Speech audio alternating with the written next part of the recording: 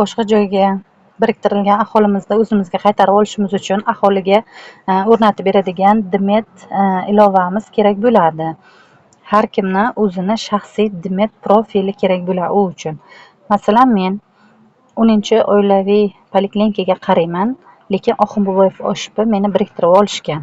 Bu uchun bosh sahifaga o'tamiz, o'zgartirish tugmasini bosamiz, davom etishda kiritilgan kodni teramiz, o'zgartirish degan tugma chiqadi.